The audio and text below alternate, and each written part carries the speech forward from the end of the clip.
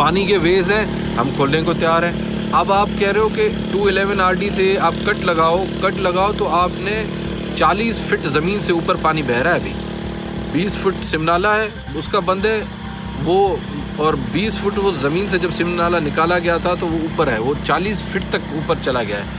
अब वहाँ से जब पानी जब आप कट मारोगे तो ना इरिगेशन उसको रेगुलेट करेगी, क्योंकि रेगुलेटर लगा हुआ नहीं है।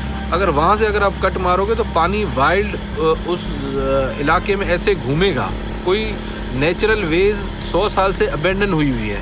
अगर उसमें अब जब तक गवर्नमेंट अभी सितंबर में काम करे, उसको सही बनाए, तब तक ये रूट आप यूज़ ही नहीं कर सकते हो। तो ये चीज़ है जो बेसिक समझाने की है, जो समझ में आ जाए तो बेहतर है।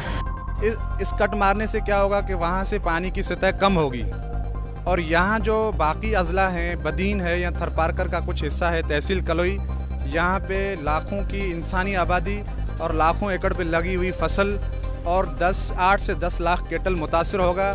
और इस एरिया के अंदर ये जो पानी आएगा LPOD का, 10 साल तक यहाँ की ज़मीनें काबिल काश्त नहीं होंगी।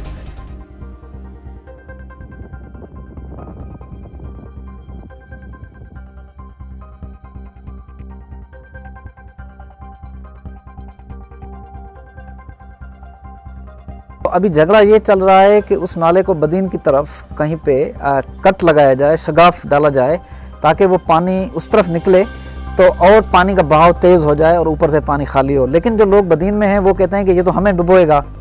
तो ये एक किस्म का एक झगड़े का वहाँ और तनाव का माहौल है, और ये मुनासिब भी नहीं है कि एक जगह से लोगों को बचाने के लिए दूसरी जगह के लोगों को डुबोया जाए। तो ये कोई इंसाफ की बात नहीं है।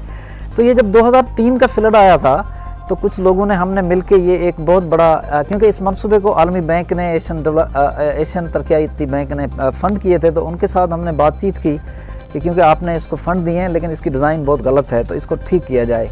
उससे ये हुआ कि उसकी कुछ पुश्तें मजबूत हुई, लेकिन वो कोई मुस्तकिल हल नहीं है।